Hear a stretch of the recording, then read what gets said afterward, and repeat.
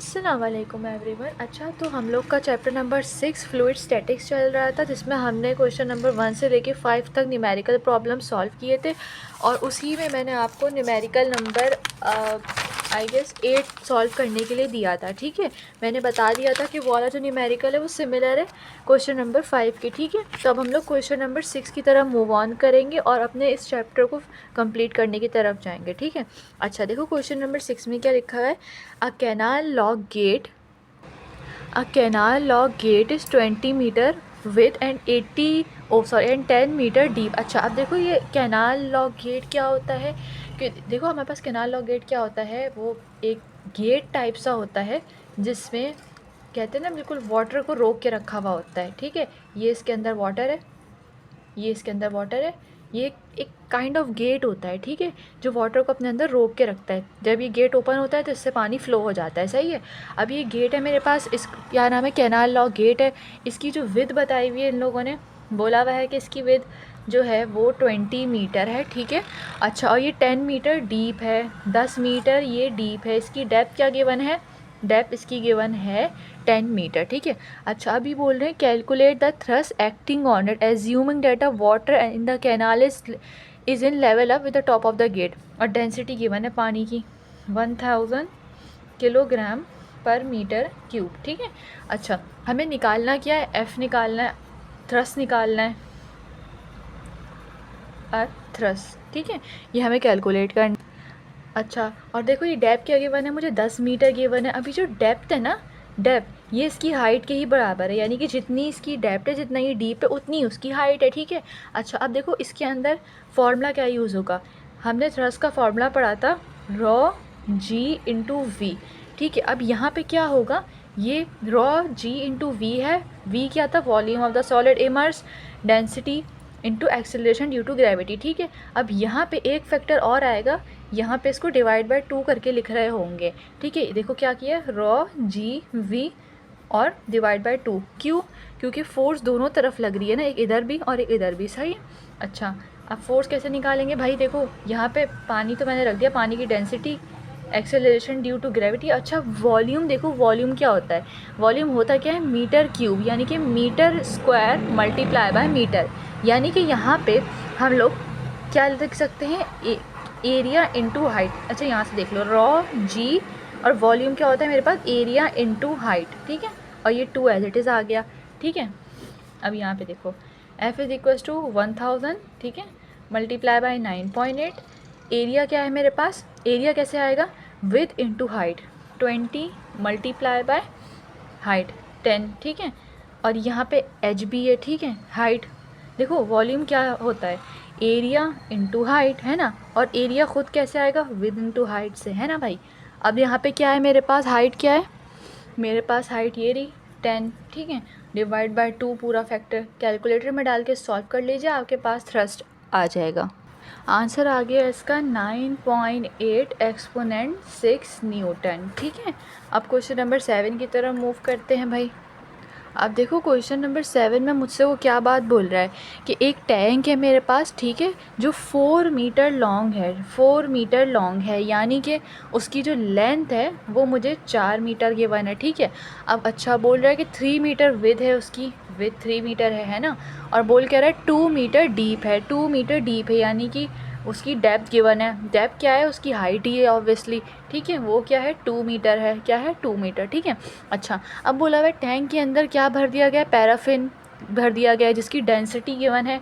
Paraffin एक किस्म का ऑब्वियसली फ्लूइड है, जिसकी डेंसिटी गिवन है 800 किलोग्राम पर मीटर क्यूब। ठीक है, अच्छा अब बोल रहा है कि मुझे प्रेशर जो उसके ऊपर एक्ट कर रहा है वो बताओ, उसकी बेस पे, टैंक की बेस पे।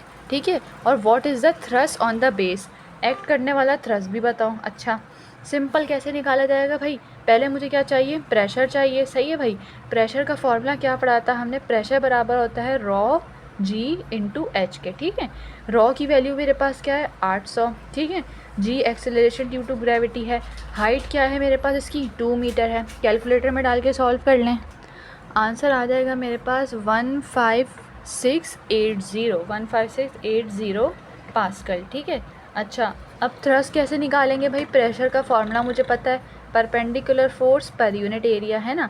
अच्छा अब फोर्स के लिए क्या करेंगे, प्रेशर इनटू एरिया, सही है भाई। प्रेशर क्या है मेरे पास, ये आ गया 15680। एरिया के लिए क्या करेंगे भाई, लेंथ इनटू विड्थ कर देंगे, क्या करेंगे, लेंथ इनटू विड्थ, ठीक है, 4 × 3, ठीक है। विड्थ क्या है मेरे पास 3 है, लेंथ मेरे पास 4 है भाई, सही है। इन सबको मल्टीप्लाई कर लें, आंसर मेरे पास आ गया 188,160 न्यूटन, ठीक है। अच्छा, अगर ये वाला समझ आता है तो क्वेश्चन 8 की तरफ मूव ऑन करते हैं। अच्छा, क्वेश्चन नंबर 8 मैंने आपको बोला होता कि आप ही खुद से ट्राई करिएगा। क्वेश्चन नंबर 9 की तरफ चलते हैं, ठीक है। अच्छा, अब क्वेश्चन नंबर 9 में देखो मुझसे क्या बोला गया है कि a hot air balloon has a volume of 2200 metre cube, ठीक है। देखो मेरे पास एक हॉट एयर बलून है जिसका मुझे वॉल्यूम गिवन है 2200 मीटर क्यूब, ठीक है। और density of air at temperature 20 degree centigrade पे मुझे देखो T1 टेम्परेचर T1 के ऊपर 20 डिग्री सेंटीग्रेड पे जो हवा है, नॉर्मल एयर है मेरे एटमॉस्फेयर वाली हवा, उसकी जो डेंसिटी गिवन है मुझे वो गिवन है 1.205 किलोग्राम पर मीटर क्यूब। अच्छा, the density of hot air inside the balloon at a temperature of 100 degree. अच्छा भाई, T2 दूसरा टेम्परेचर है 100 डिग्री सेंटीग्रेड, उसके ऊपर मुझे हॉट एयर बलून की बात हो रही है, उसके अंदर जो हॉट एयर भरी हुई है ना, उस हॉट एयर की डेंसिटी मुझे 100 डिग्री सेंटीग्रेड पे 0.946 किलोग्राम पर मीटर क्यूब गिवन है। अच्छा, अब बोल रहे हैं how much weight can the hot air lift. अच्छा, बोला हुआ क्या है कि अब देखो weight which it can lift, देखो यहाँ पे बात हो रही है, देखो मेरे पास पूरी मेरी एयर है, ये एयर है, एयर क्या है, गैस है, तो एक अदर फ्लूइड है, ठीक है। ये मेरे पास एक हॉट एयर बलून है भाई, ठीक है। इसने क्या किया हुआ है, अपने नीचे ना एक वेट को हैंग किया हुआ है, ठीक है। एक वेट लटका हुआ है इसके अंदर हॉट एयर भरी हुई है, सही है। उस हॉट एयर की डेंसिटी मुझे ये गिवन है, ठीक है। और ये जो सिंपल एयर है ना, जो हमारे इर्द गिर्द हवा होती है जिसमें ये बलून ऊपर की तरफ जा रहा है, वो उसकी डेंसिटी गिवन है। अब मुझसे बोल रहे हैं कि ये कितना वेट लिफ्ट कर सकता है बलून, ठीक है। अच्छा देखो, बलून क्या है, इस वक्त हवा में मौजूद है ना, हवा में मौजूद है। अगर मैं इसको, फ़र्ज़ करो ये बलून है मेरे पास, हवा में बिल्कुल मौजूद है, ये रहा हवा में है, तो मैं इसको ऑब्ज़र्व कर रही हूँ, यहाँ से खड़ी होकर मैं इसे ऑब्ज़र्व कर रही हूँ, तो मुझे क्या दिख रहा है, ये ऊपर क्यों है, इसके ऊपर कोई ना कोई अपथ्रस्ट लग रहा होगा। भाई ये एयर भी तो फ्लूइड है ना, इसके अराउंड जो एयर है ये फ्लूइड है, फ्लूइड सिर्फ लिक्विड तो नहीं होता, गैस भी होती है, ये बात समझाई थी ना। ये हवा में मौजूद है तो फ्लूइड इसके ऊपर कोई ना कोई अपथ्रस्ट लगा रहे हैं ना। देखो, अगर देखो ये हवा में बिल्कुल ऐसे रुका हुआ है, ऊपर जा रहा है, रुका हुआ नहीं मतलब ऊपर की तरफ जा रहा है, बलून है, देखो ऊपर की तरफ जा रहा है ना बलून, सिंपल हवा में मौजूद है। तो हवा में किस वजह से मौजूद है, इसके ऊपर जो अमल करने वाला अपथ्रस्ट है उसने यकीनन इस बलून का जो ये ऊपर वाली साइड है और इसका भी वेट को उठाया हुआ है, और ये जो इसने नीचे मास हैंग किया हुआ है ना, W लिफ्ट जिसको मैंने बोला हुआ है, उसको भी उठाया हुआ है ना। जब तो ये हवा में मौजूद है, वरना तो नीचे आता है ना। तो हम क्या करेंगे, हम लिखेंगे F कि F अपथ्रस्ट बराबर है, अपथ्रस्ट क्या था, ऊपर लगने वाली फ़ोर्स है ना, ऊपर की जानिब लगने वाली फ़ोर्स, जो भी कोई फ्लूइड लगाता है किसी ऑब्जेक्ट के ऊपर ताकि वो ऊपर की तरफ फ्लोट कर जाए, है ना। F अपथ्रस्ट किसके बराबर होगी, weight of the hot air balloon, ये जो H लगाया है, weight of the hot air balloon plus weight of the object which by which ये ऑब्जेक्ट जो ये बलून ने लिफ्ट करा हुआ है। देखो ये एक पूरा एक बलून है, इसके ऊपर जो अपथ्रस्ट ऊपर की तरफ फोर्स लग रही है बराबर किसके है, बलून के पूरे अपने वेट के और उस वेट के जो बलून ने खुद उठाया हुआ है ना। ये इन दो चीज़ों के बराबर है। मुझे क्या चाहिए, मुझे W लिफ्ट चाहिए, यानी कि ये वाला वेट चाहिए जो ये बलून उठा सकता है ना, वो वाला वेट चाहिए। तो क्या करेंगे, F upthrust minus weight of the balloon, ठीक है। अच्छा, F अपथ्रस्ट का फॉर्मूला तो मुझे पता है भाई, ρg × V, माइनस है माइनस, ठीक है।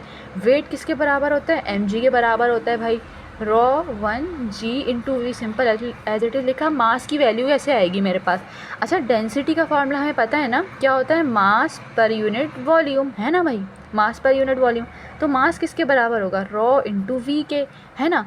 और ये जो वेट है ये है किसका, ये बलून का है ना। यहाँ पे क्या आएगा फिर, ρ2 × g एज इट इज़, और ये V, ठीक है। अच्छा, मुझे यहाँ पे V कॉमन नज़र आ रहा है भाई, सॉरी V और G वॉल्यूम और ये एक्सीलरेशन ड्यू टू ग्रेविटी, क्योंकि ये तो सेम है ना, वॉल्यूम तो पूरे बलून का सेम ही है, वो तो चेंज नहीं हो रहा, सिर्फ डेंसिटी का फ़र्क है। अंदर हॉट एयर है, बाहर सिंपल एयर है, यही जो हमारे एटमॉस्फेयर में होती है ना, ρ1 - ρ2, ठीक है।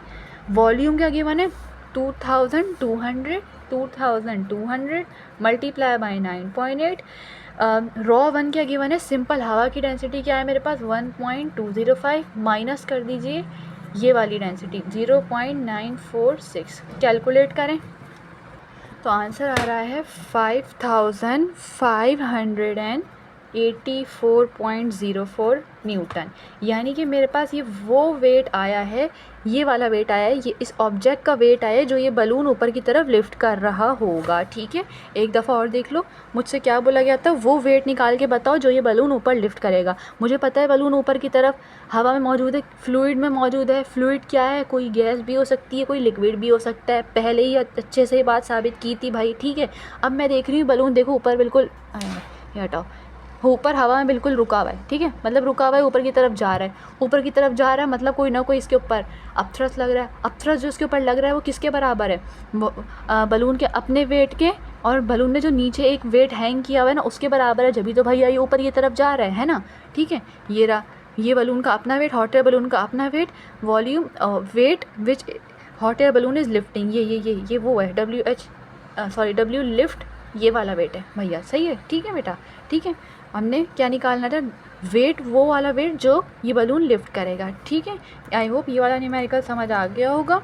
लास्ट न्यूमेरिकल की तरफ चलते हैं, फिर इस चैप्टर को वाइंड अप करते हैं। ठीक है, अच्छा भाई, अब देखो मुझे क्या बोला हुआ है इस सवाल के अंदर, क्वेश्चन नंबर 10 में, जो कि हमारा इस चैप्टर का लास्ट न्यूमेरिकल है। भाई अब इस सवाल में मुझे बोला हुआ है कि मेरे पास एक बलून है जो कि स्फेरिकल है। ठीक है, अब यहाँ पे देखो बलून की इन्होंने शेप बिल्कुल वाज़े कर दी कि बलून जो है स्फेरिकल है। स्फेरिकल शेप जैसे हमारी अर्थ है ना, अर्थ क्या है, स्फेयर है, सर्कल नहीं है, अर्थ स्फेयर है। ठीक है भाई, बोला हुआ है स्फेरिकल बलून है। ठीक है, उसका रेडियस मुझे बता दिया गया है, वो है 7.35 मीटर। अच्छा, अब उस बलून के अंदर फिल कर दी गई है हीलियम गैस। ठीक है भाई, अब बोला हुआ है कि how large cargo can it lift. अच्छा, ये कार्गो क्या होता है, अभी मैं सब पूरा डेटा बना लूँ फिर हम देखते हैं डायग्राम के थ्रू।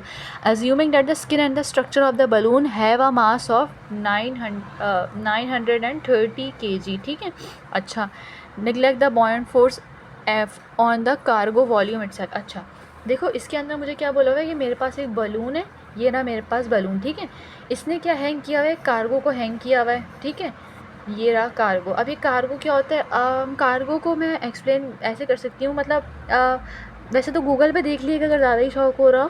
वैसे कार्गो ना वो ट्रांसपोर्टेशन ऑफ गुड्स के लिए होता है, गुड्स के लिए जब एक मुल्क से दूसरे मुल्क तक ट्रांसपोर्ट करते हैं ना हम लोग, उसको कह रहे होते हैं कार्गो, कार्गो के थ्रू होता है बहरहाल। ठीक है, ये मेरे पास बलून है, इसके अंदर हमने हीलियम गैस को फिल कर दिया गया है। ठीक है, ये पूरी अराउंड तो एयर है, ज़ाहिर है एयर है, फ्लूइड है, इसके अराउंड क्या है, एयर है, वो है ना भैया, एयर क्या है, फ्लूइड है हमारे पास। ठीक है, अच्छा, अब बोल रहा है कि उस कार्गो का मुझे वो बता दो, वेट बोला हुआ है ना इसके अंदर, सॉरी मास ऑफ कार्गो जो ये उठा सकता है। ये मेरे पास जो बलून है इसके अंदर क्या है, हीलियम गैस फिल हुई हुई है भाई।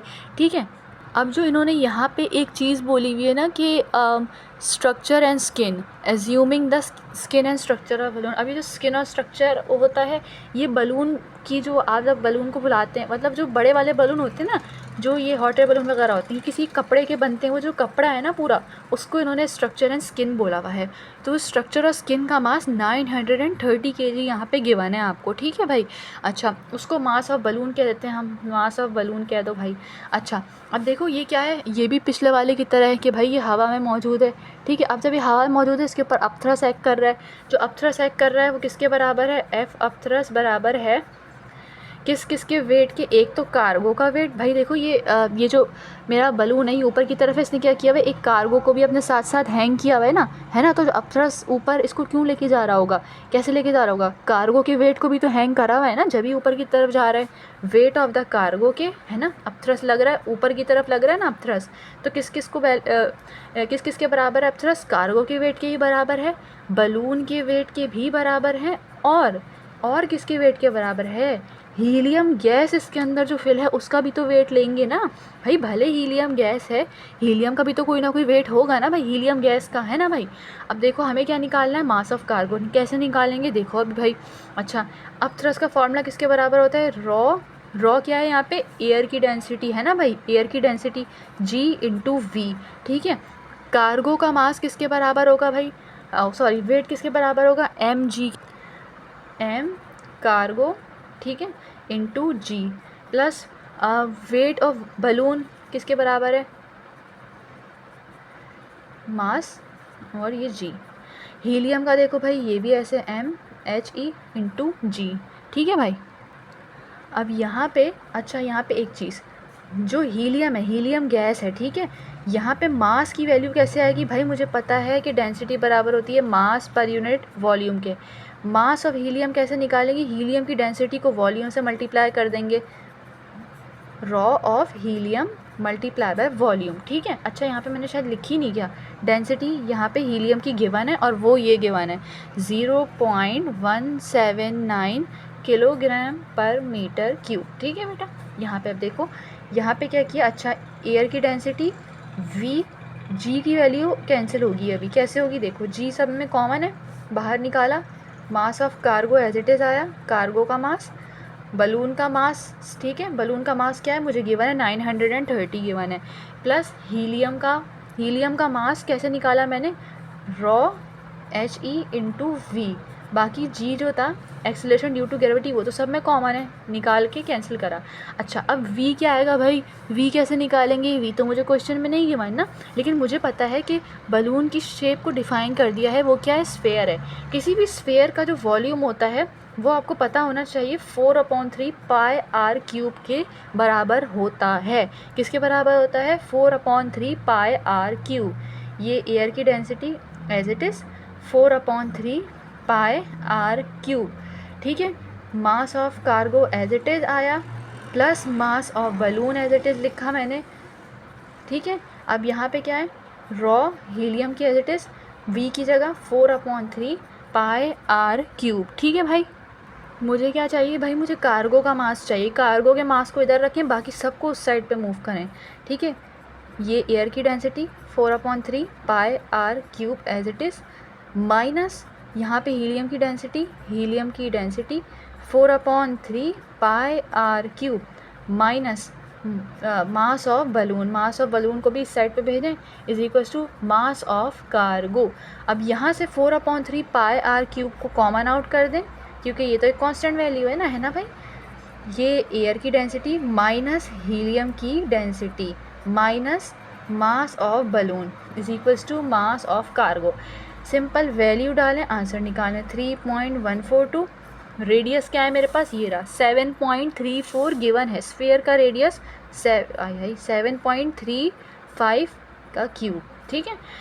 डेंसिटी मुझे एयर की गिवन है, एयर की डेंसिटी क्या है भाई मेरे पास 1.29 है, गिवन है क्वेश्चन में 1.29 है, यहाँ नहीं लिखी भाई क्या मैंने, अच्छी 1.29 किलोग्राम पर मीटर क्यूब, ये रही सही भाई, भी गिवन होंगी, आपको सवाल में परेशान ना होइएगा। हीलियम की क्या है मेरे पास 0.179 किलोग्राम पर मीटर क्यूब, ये रही हीलियम की, ठीक है भाई। माइनस, पूरे में से माइनस करो मास ऑफ बलून क्या था, वही जो स्ट्रक्चर वगैरह का हम कह रहे थे ना, वो पूरा बलून का मास था 930। पूरी वैल्यू को कैलकुलेटर में डालो, is equals to mass of cargo, ठीक है। कैलकुलेटर में चाहे तो आप 1 बाय 1 सॉल्व कर लें, मैं पूरे को साथ सॉल्व कर रही हूँ। इस पूरे को सॉल्व करने के बाद मेरे पास मास ऑफ कार्गो आ रहा है 918 किलोग्राम, जो अप्रॉक्सीमेटली बराबर है 920 किलोग्राम के, ठीक है भाई। समझ आ गया ये वाला न्यूमेरिकल, क्लियर है, कोई प्रॉब्लम वाली बात तो नहीं है। आई होप ये वाला न्यूमेरिकल समझ आ गया होगा। अगर स्टिल इसमें कोई कन्फ्यूज़न हो तो कमेंट सेक्शन में मुझसे पूछ लीजिएगा। इस वीडियो में हम लोग ने अपने पूरे चैप्टर 6 को कंप्लीट कर लिया है, इसके थ्योरी को भी कवर कर लिया है और न्यूमेरिकल्स को भी कर लिया है। इस चैप्टर की थ्योरी को अच्छे से देख लीजिएगा पहले, फिर न्यूमेरिकल्स की तरफ मूव ऑन करिएगा। एक एक कॉन्सेप्ट को बेटा अच्छे से मैंने एक्सप्लेन किया है, उसको गो थ्रू करिएगा। स्टिल कोई कन्फ्यूजन हो तो कमेंट सेक्शन में मुझसे पूछ लीजिएगा, ठीक है बेटा। वीडियो अच्छी लगे तो लाइक कर दिएगा और मेरे चैनल को सब्सक्राइब कर दिएगा, ठीक है बेटा। इंशाल्लाह नेक्स्ट वीडियो में मुलाकात होगी जिसमें हम नए चैप्टर का आगाज़ करेंगे इंशाल्लाह, which will be fluid dynamics, ठीक है। तब तक के लिए अल्लाह हाफिज़।